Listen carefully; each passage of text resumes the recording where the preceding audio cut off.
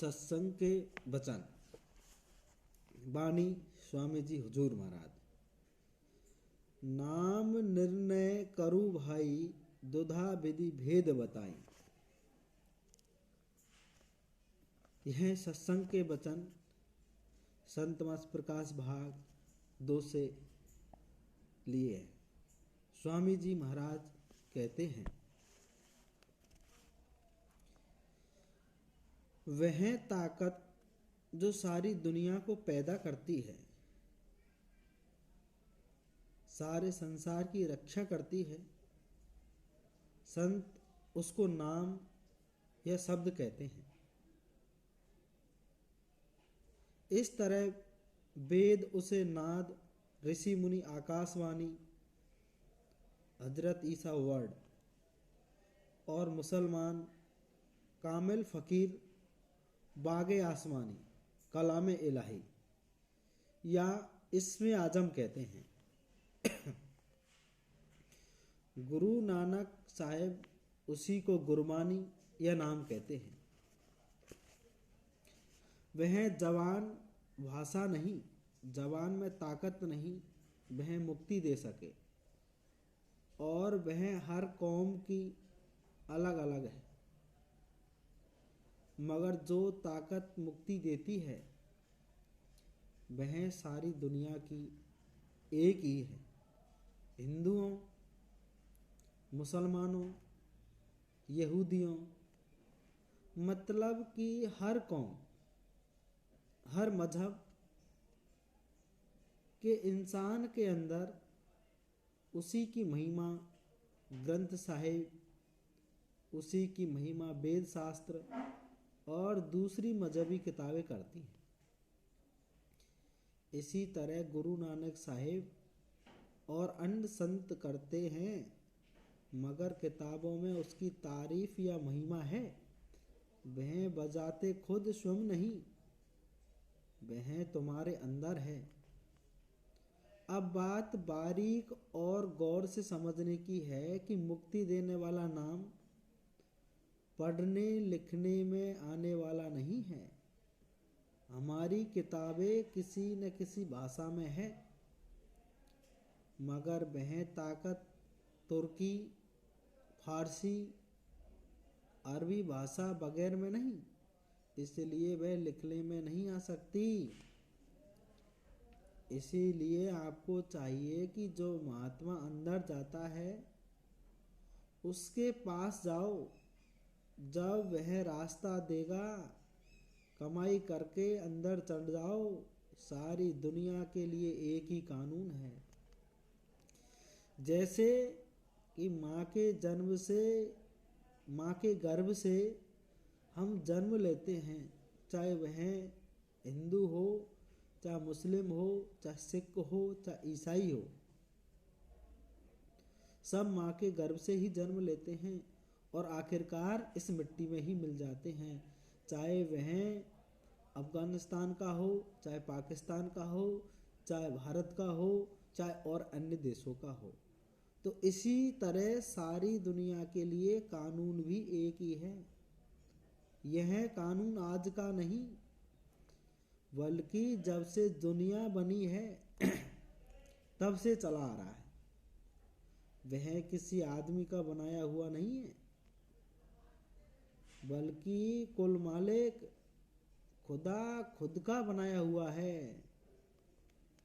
अर्थात खुदा ने, उस परमात्मा ने इसको खुद ने ही बनाया है। हम उसमें न तब्दील कर सकते हैं, न कुछ घटा सकते हैं या बढ़ा सकते हैं।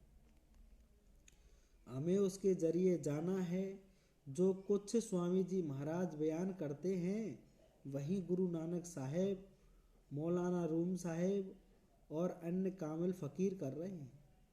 मगर कौन से कौम है जो ऊंचे रूहानी मंडलों पर जाए, जो शरीआतों में रहे, मजहबों की पार्टियों में रहे, मैं उनका जिक्र नहीं करता। और जो गुरु नानक साहिब की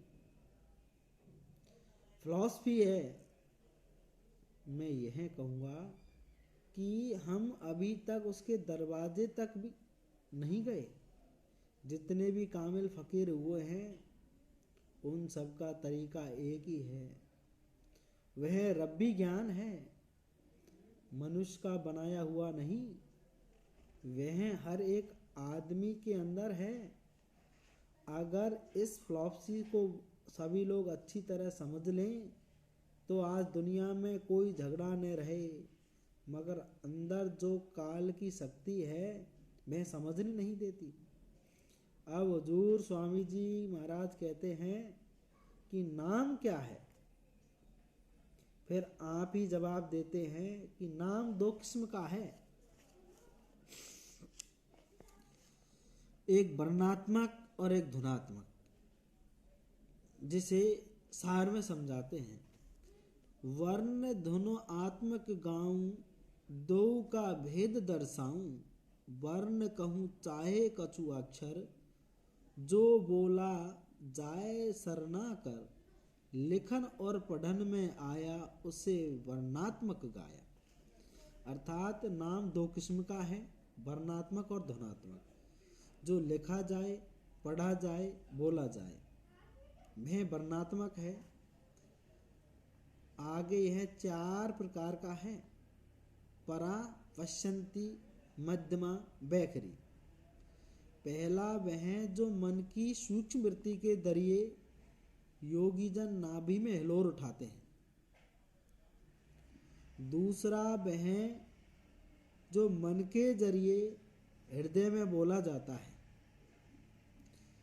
तीसरा मध्यमा, इसकी न जबान को खबर न गले को पता। तीसरा वह जो मन के जरिए कंठ में धीरे धीरे बोला जाता है। और चौथा वह जो जबान द्वारा बोला जाता है, जैसे हम बोलते हैं, चिड़िया, कोए, अन्य जानवर बोलते हैं, हम और आप बातें करते हैं। लेकिन जो नाम मुक्ति देता वह इन चारों से परे हैं, अलग हैं। जो दुनिया की किताबें हैं वे उस धनात्मक नाम की तारीफ करती हैं, मगर वह उन किताबों में नहीं बल्कि आपके अंदर है। जब आप अंदर चढ़ोगे तो काम, क्रोध आदि मर जाएंगे, अंदर रोशनी हो जाएगी, पर्दा खुल जाएगा, शांति आ जाएगी। अगर कोई ऊंचे से ऊंची रचना है तो आदमी है, और ऊंची से ऊंची सीढ़ी है तो भी आदमी है। क्योंकि भगवान ने आदमी को ही कर्म का दर्जा दिया है। मनुष्य ही केवल एक ऐसा प्राणी है, जीव है, जो कर्म करता है। बाकी अन्य प्राणी तो कर्मों का भुगतान करते हैं। जैसे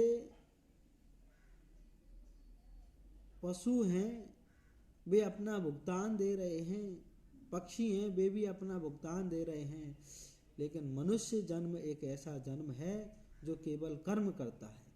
कर्म होता अवश्य है, मनुष्य अपने कर्मों को रोक नहीं सकता।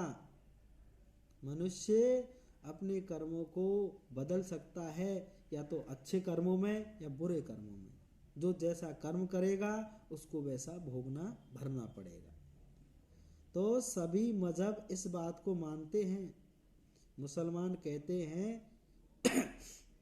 कि यह असरफुल मक्तुकाल है। हिंदू कहते हैं कि यह नर नारायणी ध्येय है। जो कुछ राज है मालिक ने आदमी के अंदर रखा हुआ है और कहीं नहीं। गुरु नानक साहिब और अंत संत कहते हैं कि आदमी के अंदर करोड़ों दरिये और पहाड़ हैं। यह मौलाना रूम साहिब कहते हैं, अंदर आ वही रे वियवानो जिवाल, मुनकदमी गदरो ओहो ख्याल। नौ दर ठाके धावत रहाए, 10 में निज घर बासा पाए, ओथे अनहद जबद भजन दिन राती, गुरमती सबद सुबान बनिया।